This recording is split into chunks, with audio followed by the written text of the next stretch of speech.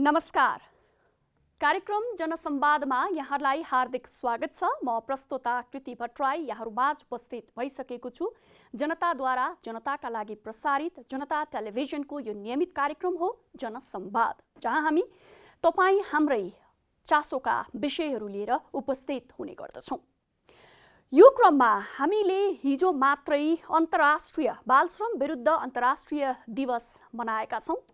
अहिल्यै काम थालौँ, बाल श्रम अन्त्य गरौँ भन्ने नाराका साथमा बाल श्रमका सवालमा अथवा भनौँ बाल श्रम उन्मूलनका लागि नेपालमा पनि थुप्रै प्रयासहरू भएका छन्। यो तमाम प्रयासका बावजुद पनि आँकडा हेर्ने हो भने अहिले पनि लगभग 11 लाख बालबालिकाहरू विभिन्न किसिमका श्रममा आबद्ध भएको तथ्याङ्क रहेको छ। यो तथ्याङ्क हालसालै नेपाल बाल श्रमको विषयमा तयार पारिएको ILO र केन्द्रीय तथ्याङ्क विभागद्वारा तयार पारिएको प्रतिवेदन अनुसारको तथ्याङ्क हो। र अझै यो बाहेक थुप्रै बालबालिकाहरू बाल श्रममा आबद्ध छन् र तीमध्ये कतिपय त निकृष्ट किसिमका बाल श्रममा आबद्ध रहेका छन् भनेर भनिन्छ। तमाम प्रयासहरू हुन्छन्, सरकारले नीति बनाउँछ, बाल श्रम मुक्त समाजको परिकल्पना गर्छ, सडकमा मानव रहित सडकको परिकल्पना गर्छ, कार्यक्रम बनाउँछ, नीति योजनाहरू तयार हुन्छन्। तर वास्तविकतामा हेर्ने हो भने अझै पनि बालबालिका जसको हातमा भविष्यको देशको भविष्य रहेको हुन्छ भनेर हामी भन्छौँ, ती बालबालिकाहरू विभिन्न किसिमका जोखिमयुक्त श्रममा उसरी नै संलग्न भइरहेका छन्। त्यसमाथि पनि अहिले हामी कोरोना अर्थात् कोभिडको महामारीको सन्दर्भमा यो कार्यक्रम गरिरहँदाखेरि सर्वविदितै छ, जहाँ महामारीका सवालहरू हुन्छन् त्यहाँ सबैभन्दा बढी पीडित हुने क्रममा बालबालिकाहरू अग्रपङ्क्तिमा रहेका हुन्छन् अथवा भनौँ बालबालिकाहरू सबैभन्दा बढी पीडित रहेको तथ्याङ्कहरूले देखाउँछ। यो नेपालमा मात्र होइन, संसारभरि नै यो रहँदै आएको छ र यो सवालमा अहिले पनि विभिन्न सङ्घ संस्थाहरूले झकझक्याइरहेको छ कि हाम्रा तमाम नीति कार्यक्रमहरूले अहिले यो कोभिडको सन्दर्भमा पनि बाल श्रममा रहेका बालबालिकाहरूका लागि केही कार्यक्रमहरू ल्याएको छ, अथवा हामीले जति सफलताहरू प्राप्त गरेका छौँ बाल श्रम उन्मूलनका क्षेत्रमा, ती सफलताहरू कहीँ खुसिएका त छैनन् अथवा ती सफलताहरू हामीबाट फेरि पुरानै अवस्थामा पूर्ववत अवस्थामा पुग्ने अवस्था त छैन। यो तमाम सन्दर्भमा आज हामी चर्चा गर्न लागिरहेका छौँ, जसको लागि मसँग यति बेला हुनुहुन्छ नेपाल सरकारका पूर्व सचिव, जो श्रम विभागका पूर्व महानिर्देशकको रूपमा पनि काम गरिसक्नु भएको छ, सामाजिक मन्त्रालयमा सचिवको रूपमा रहेर पनि उहाँले काम गर्नुभएको छ, बागमती प्रदेशको पूर्व सचिव पनि हुनुहुन्छ र विशेषतः बाल श्रमका सवालमा उहाँले थुप्रै कार्यक्रमहरू व्यक्तिगत रूपमा पनि गर्दै आइरहनु भएको छ। यसर्थमा आजको प्रस्तुतिमा मैले उहाँलाई निम्ति आएको छु र उहाँ हुनुहुन्छ डाक्टर मान बहादुर बिके। डाक्टर साहब, स्वागत छ यहाँलाई हाम्रो प्रस्तुतिमा। हस्, नमस्कार र धन्यवाद पनि। हजुर डाक्टर साहब, मैले थोरै भूमिकामा चर्चा गरेँ, बाल श्रमका सवालमा थुप्रै कार्यक्रम योजनाहरू छन्, नीतिहरू छन्। ती नीति ती योजनाहरू अहिलेको परिप्रेक्ष्यमा कोभिडको सन्दर्भमा चर्चा गर्दाखेरि चाहिँ त्यसरी जसरी व्यवहारिकतामा आउनु पर्ने थियो कहीँ ओझेल परेका छन् कि भन्ने जस्तो देखिन थालेको छ। यसलाई तपाईँले कसरी लिनुभएको छ अहिलेको सन्दर्भलाई जोडेर हेर्दाखेरि? त्यहाँबाट सुरु गरौँ न डाक्टर साहब। हस्, धन्यवाद। अब हिजो मात्रै बाल श्रम सम्बन्धी विश्व दिवस हामीले मनाइयो होइन। दिवस मनाउने काम त हामी प्रत्येक वर्ष गर्छौँ, प्रत्येक दिवस चाहिँ मनाउने गर्छौँ, तर त्यो दिवसलाई वास्तवमै चाहिँ कार्यान्वयन तहमा हामी उतार्न सकिरहेका छैनौँ। र अहिले अब कोभिड-19 को कारणले त धेरै कुराहरूमा अवरोधहरू खडा भएका छन्। अब त्यसै सन्दर्भमा बाल श्रम जस्तो विषय पनि अहिले चाहिँ झनै बढेको अवस्था चाहिँ देखिएको छ। हुन त 2018 को डाटा अनुसार हालसालै चाहिँ श्रम सर्वेक्षणको आधारमा निकालिएको डाटाले 11 लाख बालबालिकाहरू चाहिँ श्रममा आबद्ध छन्, बाल श्रममा आबद्ध छन् भनिएको छ। तर त्यही प्रतिवेदनमा चाहिँ करिब 47.8% बालबालिकाहरू कुनै न कुनै काममा संलग्न छन् भनेर भनिएको छ। करिब आधा बालबालिकाहरू, हामी कहाँ चाहिँ बालबालिकाको जनसङ्ख्या 5 देखि 17 वर्ष उमेर समूहका जनसङ्ख्या 70 लाख छ। ती 70 लाखको करिब आधा जनसङ्ख्या कुनै न कुनै काममा संलग्न छन्। ती काममा संलग्न भए मध्ये बाल श्रममै संलग्न भएका चाहिँ 11 लाख भनेर भनिएको छ, करिब करिब 15%। र यो सङ्ख्या पनि अहिले कोभिडको सन्दर्भमा चाहिँ झनै बढेको अनुमान गर्न सकिन्छ।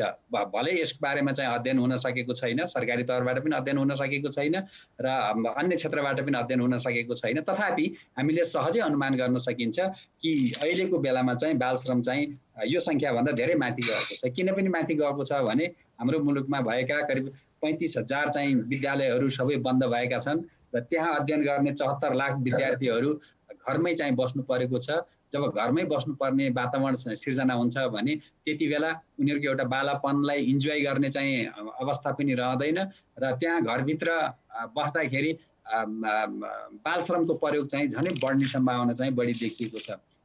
यस्तो अवस्था चाहिँ देखिएको छ। अब यसले चाहिँ पार्ने दूरगामी परिणामको बारेमा हामीले अध्ययन गर्नुपर्ने र त्यसलाई कसरी सम्बोधन गर्ने भन्ने विषय चाहिँ ठुलो विषय हो भन्ने चाहिँ लाग्दछ। अब डाक्टर साहब यहाँले पनि भन्नुभयो हाम्रो अध्ययन त भएको छैन, अहिलेकै सन्दर्भलाई लिएर कति बालबालिकाहरू चाहिँ श्रममा आबद्ध रहेका छन् तर जोखिम चाहिँ छ भन्ने कुराहरू आइसकेको छ।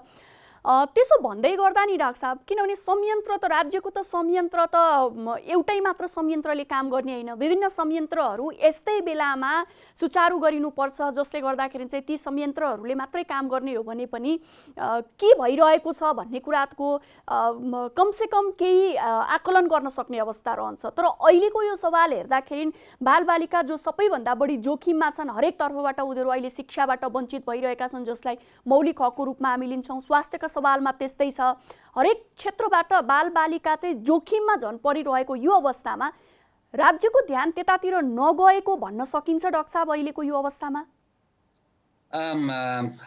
सरसर्त हेर्दा त्यस्तो देखिन्छ। हुन त सामान्य अवस्थामा पनि राज्यको जति ध्यान पुग्नुपर्ने हो त्यति ध्यान चाहिँ पुर्याउन सकिएको छैन, पुगेको छैन भन्ने कुरा चाहिँ विभिन्न अध्ययनबाट पनि देखिएको छ। र अब अहिले कोभिड-19 को बेला त राज्यको प्राथमिकता पनि अन्यत्र रहेको स्वास्थ्य क्षेत्रमै बढिरहेको हुनाले बाल श्रम र बालबालिकासँग भनौँ न विशेष फोकस गरेर चाहिँ त्यस्ता कार्यक्रमहरू यो बेलामा ल्याउन सकिएको छैन। तथापि अब राज्यले प्राथमिकता नदिएको भन्न त सकिँदैन। हालसालै पनि अब अहिले चाहिँ हामीसँग तेस्रो बाल श्रम निवारण सम्बन्धी गृह योजना चाहिँ कार्यान्वयन गरिएको छ, लागू गरिएको छ। त्यसै गरी चाहिँ प्रत्येक स्थानीय तहलाई चाहिँ बाल श्रम मुक्त चाहिँ घोषणा गर्ने कार्यक्रम अगाडि बढाइएको छ। यस्ता कुराहरू गरिएको छ। तर कार्यक्रम नीतिगत ढङ्गले कार्यक्रम अगाडि बढाइए तापनि त्यसलाई कार्यान्वयन तहमा जुन चरणमा हामीले पुर्याउनु पर्ने हो त्यो चरणमा पुर्याउन सकिएको छैन। अब एउटा त संरचनागत ढङ्गले पनि हाम्रो त्यस्तो संरचनाहरू चाहिँ बन्न सकेको छैन। अब एउटा चाहिँ हाम्रो बालबालिकाको सम्बन्धमा अहिले राष्ट्रिय बाल अधिकार परिषद भनेर चाहिँ जुन गठन भएको छ, पहिला चाहिँ यो केन्द्रीय बाल कल्याण समिति थियो, त्यसपछि प्रत्येक जिल्लामा जिल्ला बाल कल्याण समिति थियो। अहिले त्यसलाई चाहिँ रूपान्तरण गरेर संघीयतामा आइसकेपछि नयाँ बाल बालिका ऐन अनुसार चाहिँ राष्ट्रिय बाल अधिकार परिषद चाहिँ गठन गरिएको छ। केन्द्रमा त्यो एउटा अलग्गै सचिवालय बनेको छ। तर प्रदेशहरूमा पनि यसको चाहिँ संरचना बन्नुपर्ने हो। त्यो ढङ्गको संरचना अझै बनिसकेको छैन भने पहिलाको महिला तथा बालबालिका कार्यालयहरू अहिले चाहिँ जिल्लामा नरहेको, तर त्यो काम चाहिँ स्थानीय तहमा हस्तान्तरण भएको त छ।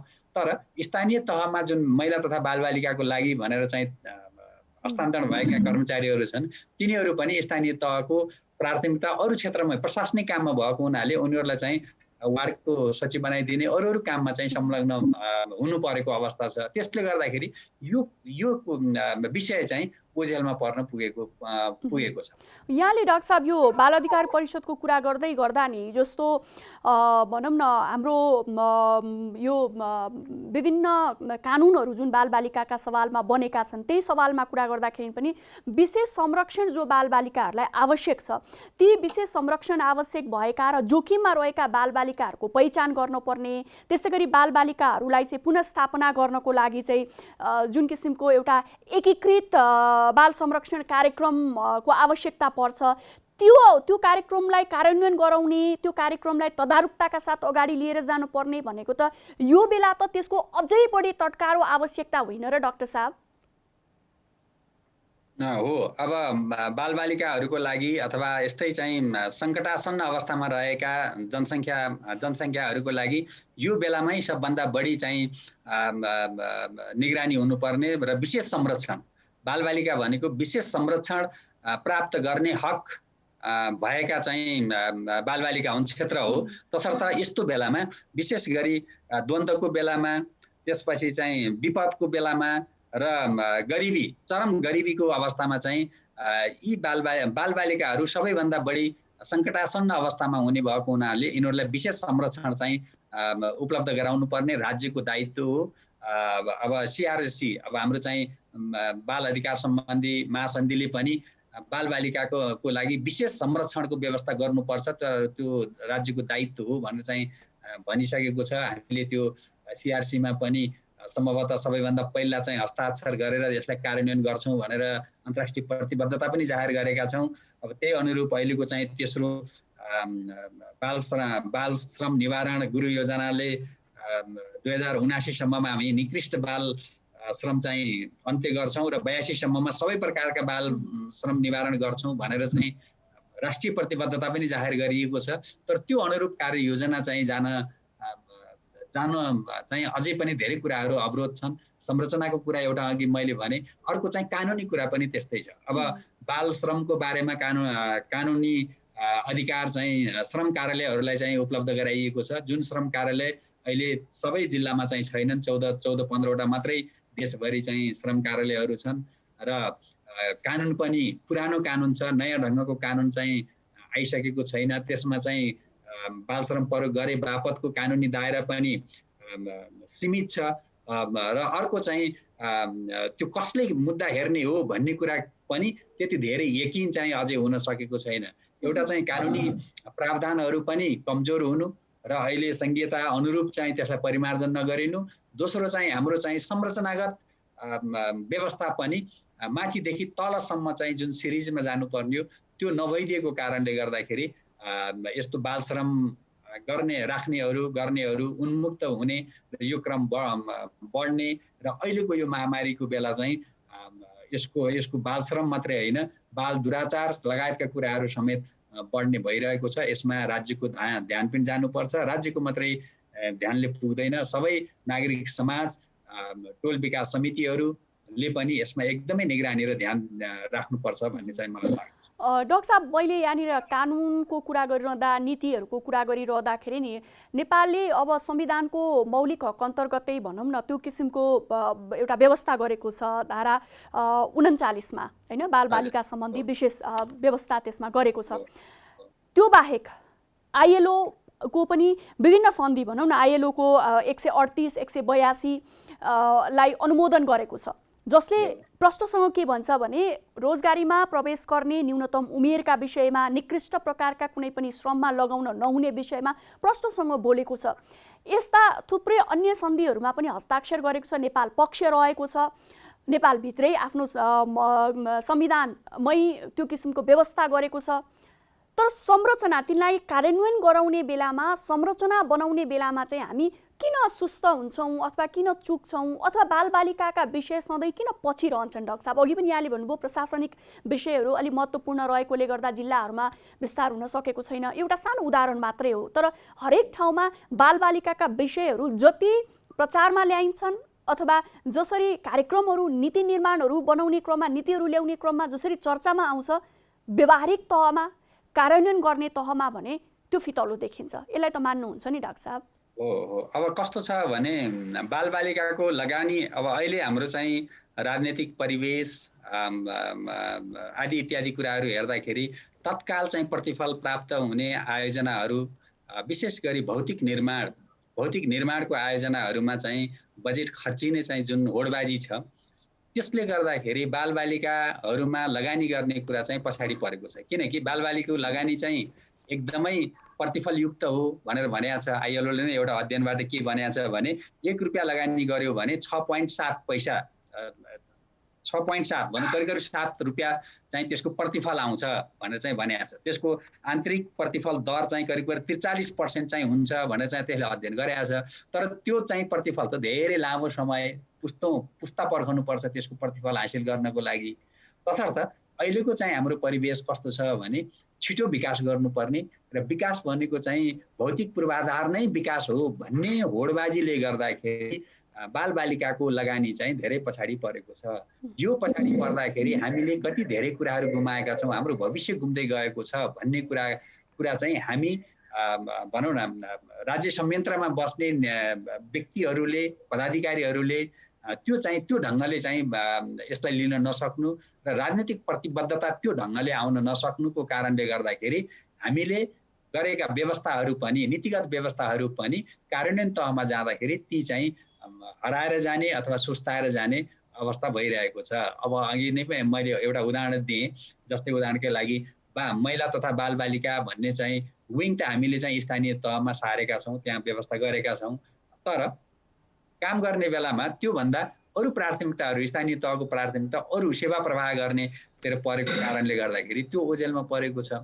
तसर्थ यो विषयलाई अलिक गम्भीर ढङ्गले लिने कुरामा हामी चाहिँ चुकेका छौँ। अब गर्न त योभन्दा अगाडि पनि हामी बाल मैत्री स्थानीय शासन भनेर करिब करिब 1 दशक अभियान चालियो, तर साँच्चैको बाल मैत्री स्थानीय शासन भए त अहिले मूल्याङ्कन गर्ने वास्तवमा चाहिँ मूल्याङ्कन गर्नुपर्ने समीक्षा गर्नुपर्ने बेला आएको छ। अब अहिले हामीले बाल श्रम मुक्त स्थानीय तह बनाउने भनेर हालसालै चाहिँ एउटा निर्देशिका जारी गरिएको छ, कार्ययोजना जारी गरिएको छ। अब साँच्चैको चाहिँ अब हामी बाल श्रम रहित चाहिँ स्थानीय तह बनाउन सकिएला त भन्ने कुरा चाहिँ प्रश्नवाचक छ, किनकि हामीले चाहिँ नीति चाहिँ बनाउँछौँ, नीति फेरिरहन्छौँ। अब उदाहरणकै लागि बाल श्रम निवारण सम्बन्धी गुरु योजनाकै कुरा गरौँ न। पहिलो गुरु योजना 2061 देखि 71 आएको रहेछ, तर त्यो गुरु योजनाको पुरा काल पुरा नहुँदै फेरि दोस्रो गुरु योजना हामीले ल्याइसकेका रहेछौँ। 2066 देखि 2076 सालसम्मको चाहिँ दोस्रो 10 वर्षे गुरु योजना ल्याइयो, तर 76 साल नआउँदै फेरि हामीले तेस्रो गुरु योजना त्यो अवधि नै पुरा नभइकन 2075 देखि 85 को फेरि हामी तेस्रो गुरु योजनाहरू ल्याइयो। यसरी योजनाहरू ल्याउने चाहिँ त्यो योजनाको फुल फेज कार्यान्वयन नहुँदै ल्याउने चाहिँ होडबाजी जस्तो भनौँ चलन चाहिँ बढेको छ। अब एक हिसाबले नेतृत्व परिवर्तन हुँदाखेरि यो पनि चाहिँ नयाँ ल्याउँ भन्ने, तर त्यसलाई कार्यान्वयनमा जुन ढङ्गले जानुपर्ने हो र विशेष गरी राज्यको लगानी जुन ढङ्गले हुनुपर्ने हो यो क्षेत्रमा त्यो चाहिँ हुन सकेको छैन। बजेट विनियोजनको बेलामा चाहिँ यो त्यति प्राथमिकता पर्न सकेको चाहिँ छैन। डाक्टर साहब, यो नि विशेष बारेमा संवेदनशीलता पनि नभएको, दक्षता पनि नभएको हो कि? किनभने राज्यका अन्य संयन्त्रलाई चलाउने र बालबालिकासँग सम्बन्धित संयन्त्रमा जो रहन्छन् उनीहरूलाई अझै बढी अध्ययन, अझै बढी एक किसिमले भन्यो भने बालबालिकासँग सहकार्य गर्नुपर्ने आवश्यकता, बालबालिकाको आवश्यकताहरू के हुन् भन्ने कुरा बुझ्नुपर्ने, त्यो हरेक कुराहरू जोडिएर आउँछन् जस्तो लाग्छ। त्यसले गर्दाखेरि हाम्रोमा त्यस्तो किसिमको जनशक्ति पनि अभाव भएको हो डाक्टर साहब? अब जनशक्ति अभाव पनि भएको। अब एउटा चाहिँ हाम्रो चाहिँ अहिलेको माहौल नै विकासको माहौल कस्तो छ भने भौतिक संरचना नै विकास हो, मानवीय क्षमता विकास गर्ने भन्ने कुरा चाहिँ भनौँ न समष्टिगत रूपले नै पछाडि परेको छ। बालबालिकाको क्षेत्रमा मात्रै होइन, हरेक क्षेत्रमा मानवीय विकास गर्ने कुरा चाहिँ पछाडि परेको छ र भौतिक विकास गर्ने कुरा चाहिँ एकदम फ्रन्ट लाइनमा रहेको छ। एउटा कारण त्यो हो। दोस्रो कारण हाम्रा बजेट निर्माण आयोजना तर्जुमा कसरी हुन्छ भन्दाखेरि लबिङको आधारमा चाहिँ हुने गरेको छ। एउटा भनौँ न एउटा अब विशिष्ट किसिमले त्यसको भनौँ न आवश्यकता पहिचान गरेर तथ्यको आधारमा भन्दा पनि लबिङ कसरी लबिङ गर्न सक्छ त्यही आधारमा चाहिँ बजेट विनियोजन गर्ने जुन अझै पनि हाम्रो चाहिँ चलन छ त्यसलाई सिस्टमेटिक गर्न सकिएको छैन। त्यसले गर्दाखेरि पनि बालबालिकाको लागि लबिङ कसले गरिदिने? न त त्यस्ता स्ट्रङ भनौँ न सशक्त हामीसँग चाहिँ नागरिक समाज छ बालबालिकाको सन्दर्भमा, न त राज्यका संयन्त्रहरू नै त्यसको लागि चाहिँ लबिङ गरिदिने त्यस्तो चाहिँ संयन्त्रहरू नै बन्न सकेको छ।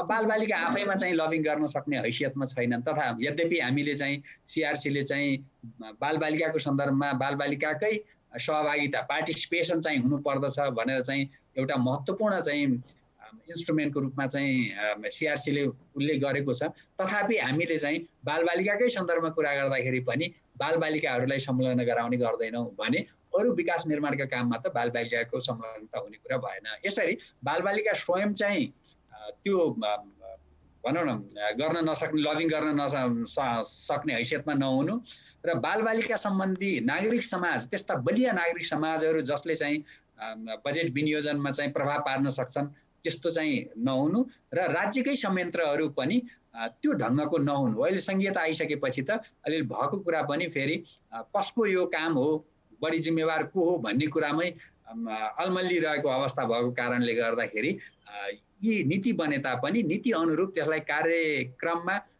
ढाल्नको लागि चाहिँ समस्या भइरहेको अवस्था चाहिँ देखिन्छ। अब अहिलेको वर्तमान अवस्थामा फर्क्यौँ डाक्टर साहब। अब नीतिको कुराहरू गऱ्यौँ, नीतिगत रूपमा हामी निकै बलियो छौँ तर कार्यान्वयनमा समस्या रहेको भन्ने कुरा त आयो नै।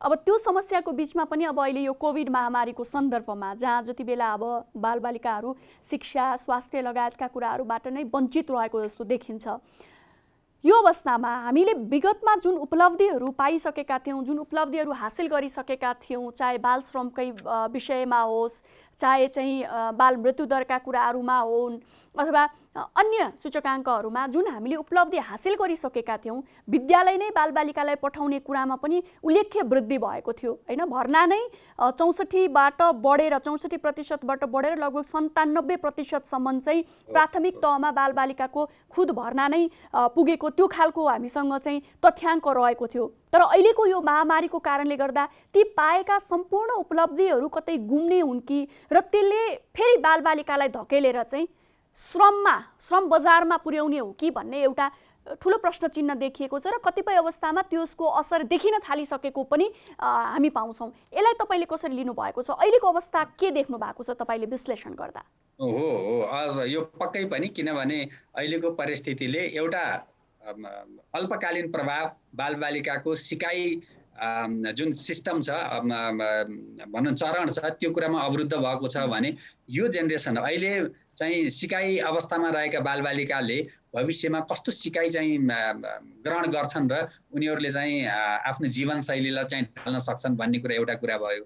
दोस्रो, उनीहरूले आफ्नो बालापनलाई जुन ढङ्गले चाहिँ प्रयोग गर्नुपर्ने हो त्यो प्रयोगबाट विहीन भएका छन्, थुनिएर बस्नु परेको छ, मानसिक स्वास्थ्यमा कति असर परेको छ भन्ने कुरा एउटा कुरा भयो भने अर्को चाहिँ सबभन्दा प्रत्यक्ष प्रभाव पर्ने कुरा चाहिँ बाल श्रममा धेरै बालबालिकाहरू धकेलिनु परेको छ। यो चाहिँ हाम्रो मुलुकमा मात्रै होइन, विश्वमै के भनेको भने विश्वमा अहिले चाहिँ करिब हाम्रो 2 अरब जति बालबालिकाको सङ्ख्या छ भने 16 करोड बालबालिकाहरू बाल श्रममा छन्। तर यो कोभिड-19 को सङ्क्रमणले चाहिँ करिब 9 करोड बालबालिकाहरू चाहिँ बाल श्रममा थपिन्छन् भनेर चाहिँ भनेको छ र सन् 2022 सम्म करिब 25 करोड बालबालिकाहरू बाल श्रममा चाहिँ आइपुग्छन् भनेर भनेको छ। त्यही अनुरूप हामी कहाँ पनि बहुआयामिक गरिबीमा चाहिँ 15% थपिन्छ भनेर चाहिँ भनिएको छ।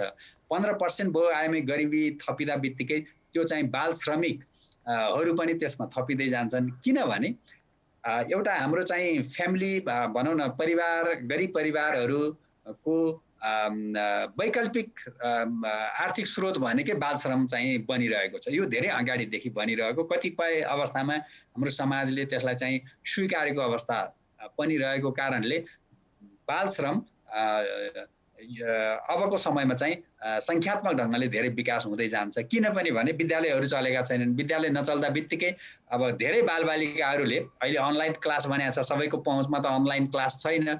जो अनलाइन क्लासबाट पहुँच नपुगेका बालबालिकाहरू छन् ती त ड्रप आउट भइसके। उनीहरू अब फेरि दोहोरिएर चाहिँ स्कुलमा जान सक्ने सम्भावना अति कम छ, किनभने तिनीहरूको सिकाइ नै फरक भइसक्यो। उनीहरूले त्यो अपडेट लिनै सक्दैनन् र त्यो नभइसकेपछि ती बालबालिकाहरू अब विद्यालयमा फेरि दोहोरिएर जाने अवस्था चाहिँ देखिँदैन र विद्यालयमा नगइसकेपछि अर्को त्यसको कहाँ जान्छन् त भन्ने कुरा हो। कहाँ जाने भन्ने कुरामा त स्वाभाविक ढङ्गले ती चाहिँ बाल श्रममा जान्छन्। एउटा चाहिँ पारिवारिक बाध्यताको कारणले पनि त्यसलाई चाहिँ बाल श्रममा धकेल्ने काम हुन्छ भने अर्को चाहिँ बालबालिकाहरू स्वयं पनि अब त्यो लर्निङ एटिच्युड चाहिँ धेरै घटिसकेको हुने भएको हुनाले उनीहरू चाहिँ बाल श्रममा वैकल्पिक रूपमा बाल श्रममा जानुपर्ने अवस्था देखिन्छ। यसले गर्दाखेरि यो बाल श्रमको सङ्ख्या यो कोभिड सङ्क्रमणको कारणले चाहिँ बढ्छ, सिग्निफिकेन्ट रूपले चाहिँ बढ्ने अनुमान गरिएको छ। अब डाक्टर साहब समस्या आउँदैछन्, चुनौतीहरू छन् भनिरहँदाखेरि नि जस्तो अब सरकारले यसको लागि कस्तो कदमहरू लिइरहेको होला अथवा लिनुपर्छ, किनभने यहाँले भन्नुभयो ड्रप आउट मात्रै अहिलेको समस्या नहोला, ड्रप आउट त समस्या भयो नै, त्योभन्दा बाहेक जस्तो अहिले त्यो मध्यम तथा न्यून आय भएका कतिपय अभिभावकहरू जागिरविहीन अवस्थामा पुग्दाखेरि अहिले नै पनि यो कोभिड सकिएपछिको अवस्था मात्रै होइन, अहिले पनि ती बालबालिकाहरू चाहिँ सडकमा आउन सक्ने स्थिति अथवा विभिन्न किसिमका श्रममा पुग्न सक्ने स्थिति रहेका छन् भने कतिपय बालबालिकाहरूको अभिभावक पनि गुमेको हुन सक्छन् यो कोभिडको सन्दर्भमा, जसले गर्दाखेरि उनीहरू चाहिँ अझै बढी आमा बुवा पनि गुमिसकेको अवस्थामा चाहिँ कसको भर पर्ने, कसले उनीहरूको जिम्मेवारी लिने भन्ने पनि प्रश्न चिन्ह हुन सक्छ। यतातिर यी विषयहरूतिर हाम्रो सरकारको ध्यान यति बेला पुगेको जस्तो मान्नु भएको छ यहाँले? अब यसो छ, कस्ता बालबालिकाहरू बालश्रममा जान्छन् भन्ने पनि त्यो रिपोर्टमा केही उल्लेख गरेको छ। जस्तै उदाहरणको लागि घरमुली नै बेरोजगार भएको छ भने त्यस्ता घर परिवारबाट चाहिँ करिब 21.4% बालबालिकाहरू त्यस्तो घर परिवारबाट आउँदो रहेछन्। अर्को चाहिँ आफ्नै व्यवसाय गरेको छ, त्यो व्यवसायमा चाहिँ बाहिरको मान्छे भर्ना गर्न सकिँदैन, आफ्नै बालबालिकालाई चाहिँ प्रयोग गर्ने सङ्ख्या पनि 18.7% छ। यसै गरी चाहिँ रोजगारमा अब आफैले काम खोज्दै गएर चाहिँ बालश्रम हुने चाहिँ करिब 18% रहेछ र आफै स्वरोजगार ठेलागाडा अब यो पानी सानी गाडीमा बेच्ने आफै चाहिँ त्यो स्वरोजगार हुने 14% रहेछ। यसरी यो स्रोत हो। अब स्वाभाविक ढङ्गले जब चाहिँ घर परिवारको आर्थिक स्थिति इकोनोमिक सक बढेर जान्छ, त्यो इकोनोमिक सक बढेर गइसकेपछि अथवा घरमा कमाउने मान्छे गुमिसकेपछि आर्थिक स्रोतको विकल्पको रूपमा चाहिँ बाल श्रमलाई प्रयोग गरिएको छ र त्योभन्दा अर्को विकल्प पनि त्यस्तो घर परिवारमा देखिँदैन। अब यस्तो अवस्थामा मलाई के लाग्छ भने राज्यले यसलाई चाहिँ एकदमै महत्त्व दिएर चाहिँ गर्नु पर्यो, किनकि बालबालिकामा लगानी गर्नु भनेको मुलुकको भविष्य निर्माण गर्नु हो भन्ने कुरालाई हामीले आत्मसात गर्नु पर्यो। अब त्यसको लागि केही नीतिगत व्यवस्थाहरू चाहिँ गरिएको छ। अहिले चाहिँ नेपाल सरकारले यो कुनै पनि बालबालिकाहरू सडकमा नरहुन् भनेर चाहिँ सडक बालबालिका मुक्त घोषणा गर्ने भनेर चाहिँ अभियानै चालिएको छ। त्यसको लागि चाहिँ ती सडक बालबालिकाहरूलाई उद्धार गरेर राख्ने त्यस्ता अब भनौँ न सङ्घ संस्थाहरू छन् भने तिनीहरूलाई बरु रकम दिने, निश्चित रकम दिने भनेर चाहिँ घोषणा गरिएको छ। त्यो अभियानै चाहिँ चालिएको छ। त्यसै गरी अब म आफै बागमती प्रदेशमा रहेको बेलै चाहिँ घोषणा भएको हो, असहाय बालबालिकाहरू यदि कोही छन् भने गाउँमा छन् भने ती बालबालिकाहरूको लागि शिक्षा दीक्षाको लागि प्रति महिना प्रति बालबालिका 2000 रुपियाँ रकम चाहिँ उपलब्ध गराउने, ताकि तिनीहरूको चाहिँ शिक्षा दीक्षामा कुनै पनि अवरोध नआओस् भनेर चाहिँ त्यो घोषणा गरेर त्यो कार्यान्वयन भइरहेको छ। र खुसीको कुरा अस्ति मात्रै चाहिँ बागमती प्रदेशको नीति तथा कार्यक्रम प्रस्तुत हुँदाखेरि त्यो कार्यक्रमलाई चाहिँ निरन्तरता दिने प्राथमिकतामा साथ भनेर चाहिँ घोषणा गरिएको छ। अब त्यसै गरी विशेष संरक्षण आवश्यक पर्ने जुन वर्ग छ, समुदाय छ अथवा जुन पपुलेसन छ, बालबालिका होलान्, अब एकल महिलाको कुरा होला, अनि ज्येष्ठ नागरिकहरू होलान्, त्यस्ताहरूको लागि विशेष संरक्षणको चाहिँ व्यवस्था गर्नु पर्दछ र त्यो कानुनी बनाउनु पर्दछ भनेर हामी बागमती प्रदेशमा त्यो अभ्यास पनि गरिरहेका छौँ, ताकि कानुनबाटै चाहिँ त्यस्तो विशेष संरक्षण चाहिँ को ग्यारेन्टी गरियोस् भन्ने हिसाबले चाहिँ गरिएको छ। यसरी राज्यबाट गर्न नखोजेको र नीतिगत व्यवस्था नभएको चाहिँ होइन। अब अलिकता कार्यान्वयन गर्ने बेलामा चाहिँ यसलाई जति प्राथमिकता दिनुपर्ने हो, जति संवेदनशीलता अपनाउनु पर्ने हो, त्यसमा चाहिँ अलिकति कमी हो कि भन्ने देखिएको छ। तथापि त्यसको तर्फ चाहिँ अगाडि बढिएको छ। कतिपय गाउँपालिकाहरू, स्थानीय तहहरूले पनि बालबालिकाको सन्दर्भमा निश्चित बजेट छुट्याउने पनि गरिएको छ। तर डाक्टर साहब मैले यहाँनिर हजुरलाई अलिकति रोक्न चाहेँ, किनभने जस्तो अघि नीतिको त कुरा गऱ्यौँ, नीतिहरू छन् हाम्रोमा, धेरै राम्रा नीतिहरू छन्, कार्यान्वयनको तहमै हो हाम्रो कमजोरी देखिएको हो। र अहिले पनि यो सवालमा जुन कुरा यहाँले गर्नुभयो, बाल संरक्षणका कुराहरू कतिपय स्थानीय तहले काम गरिरहेको, बजेट छुट्याएको, तर विगतका अनुभवले के पनि भन्छ भन्दा ती बालबालिकाका नाममा छुट्याइएका बजेटहरू रकमान्तर गरेर अन्य शीर्षकमा खर्च गरिने परिपाटी पनि हाम्रोमा नदेखिएको होइन एउटा। र अर्को जुन यहाँले भन्नुभयो नि, जोखिममुक्त बालबालिकाहरूलाई संरक्षण गर्ने जिम्मेवारी राज्यले विभिन्न नीति मार्फत लिइरहेको छ भनेर भन्दै गर्दाखेरि पहिला कति बालबालिका जोखिमयुक्त छन् भन्ने तथ्याङ्क राज्यसँग हुनु पर्यो र अहिले कोभिडको सन्दर्भमा कुरा गर्दाखेरि त्यस्तो कुन चाहिँ निकायले यो विषयमा हेरिरहेको छ? जस्तो बाल अधिकार परिषदको कुरा गऱ्यौँ भने बालबालिकाको उद्धार गर्ने खानेकुराहरू चाहिँ ती बालबालिकाहरू समक्ष पुर्याउने त्यस्तो आवश्यकता भन्ने खबर आएमा भन्ने कुराहरूमा समन्वय गरिरहेको देखिएको छ। तर एउटा संयन्त्रले मात्रै त्यो सबै कार्य त गर्न सक्दैन होला। जस्तो स्थानीय निकायको त्यसमा भूमिका होला। कति बालबालिका अनाथ भए, कति बालबालिकाका बुवा आमाहरू जागिरविहीन अवस्था रहेर खान पनि समस्याको अवस्थामा रहेका छन्, कति बालबालिकाहरू अब विद्यालय जान नसक्ने अवस्थामा छन्। यी तमाम विषयहरूको त तथ्याङ्क राख्नको लागि एउटा डेडिकेटेड किसिमले नै हरेक स्थानीय निकायमा त्यो त्यो त्यो श्रम शक्ति परिचालन गर्नुपर्ने अथवा त्यो संयन्त्र परिचालन गर्नुपर्ने होइन र डाक्टर साहब? हो, अब त्यसै कारणले चाहिँ प्रत्येक स्थानीय तहमा बालबालिकाको लागि अलग्गै डेस्क, अलग्गै चाहिँ शाखा राखेर डेडिकेटेड कर्मचारीहरू जो चाहिँ बालबालिकाप्रति अलि जानकार छन्, तिनीहरूका विषयमा तिनीहरूको सवालहरूमा जानकार छन्, त्यस्ता व्यक्तिहरू राखेर चाहिँ तथ्याङ्क लिने र त्यो बालबालिकाको विशेष संरक्षणका प्याकेजहरू कार्यक्रमहरू तय गर्नुपर्ने हो। त्यसरी गर्ने भन्ने पनि नीतिगत व्यवस्था छ। तर अहिले पछिल्लो समयमा चाहिँ अलिकता स्थानीय तहमा कर्मचारी भर्ना गर्ने कुराहरू लोकसेवा चाहिँ आयोगले कर्मचारीहरू चाहिँ समयमा भर्ना गर्न नसकेको कुरा र कर्मचारी सम्बन्धी कानुन पनि केन्द्रदेखि स्थानीय तहसम्म बन्न नसकेको कारणले गर्दाखेरि जति कर्मचारी चाहिनुपर्ने हो यस क्षेत्रमा त्यति कर्मचारीहरू व्यवस्था हुन सकेको छैन। त्यसले गर्दाखेरि स्वाभाविक ढङ्गले यो विषय चाहिँ ओझेलमा पर्न गएको छ। तर मलाई लाग्छ अब आउँदा दिनहरूमा यो विषयलाई चाहिँ एकदमै उच्च प्राथमिकतामा राखेर अगाडि बढाउनु पर्ने अपरिहार्य छ। हाम्रा नीतिहरूले पनि त्यसलाई एकदमै आवश्यकता महसुस गरेका छन् र अहिलेको यो कोभिड-19 को सङ्क्रमणले पनि यो विषयलाई महत्त्व दिनुपर्ने अपरिहार्यता चाहिँ सिर्जना गरेको छ भन्ने चाहिँ लागेको छ। अब यसको लागि फेरि राज्यका निकायहरू त आफ्नो ठाउँमा छँदैछन्, राज्यको त पहिलो दायित्व हो नै। तर हामी चाहिँ नागरिक समाजको तर्फबाट पनि सबभन्दा पहिलो दायित्व त गार्जेनहरू नै हो, अभिभावकहरू नै यो बारेमा चाहिँ संवेदनशील हुनु पर्यो, त्यस बारेमा चाहिँ जानकार हुनु पर्यो र त्यसपछि चाहिँ नागरिक समाज अनि स्थानीय तह र समष्टमा चाहिँ सरकार राज्य तहबाट चाहिँ यसलाई प्राथमिकता साथ लगानुपर्छ र यदि हामीले चाहिँ हाम्रो मुलुकको भविष्य निर्माण गर्ने हो भने यो नै सबैभन्दा महत्त्वपूर्ण विषय हो, प्राथमिकता पर्ने विषय हो भन्ने चाहिँ लाग्दछ। धेरै धेरै धन्यवाद डाक्टर साहब, व्यस्तताका बावजुद पनि समय दिनुभयो र बाल श्रमका सवालमा र तिनलाई त्यो जसरी चुनौतीको रूपमा यति बेला हामी माझ आएको छ त्यसलाई समाधान गर्ने क्रममा प्रयासहरू कसरी गरिनुपर्छ, कहाँबाट गरिनु जरुरी छ, नीतिहरू के कस्ता छन् भन्ने विषयमा जुन यहाँले आफ्नो तर्फबाट जानकारी राखिदिनु भयो त्यसको लागि धेरै धेरै धन्यवाद यहाँलाई।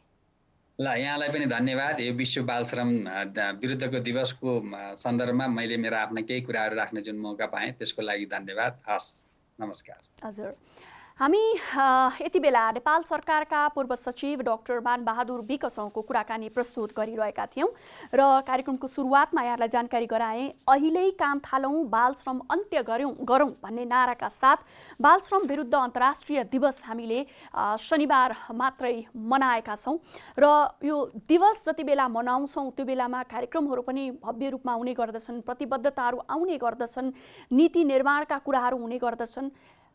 तर व्यवहारिकतामा अहिले पनि हामी कहीँ कतै चुकिरहेका छौँ, त्यो किसिमको प्रयास हुन सकेको छैन भन्ने कुरा देखिएकै छ। नेपालको संविधानले बालबालिकाको अधिकारको कुरा गर्दाखेरि निकै राम्रोसँग व्याख्या गरेको छ र सर्वाङ्गीण विकासको प्रत्याभूति गरेको छ।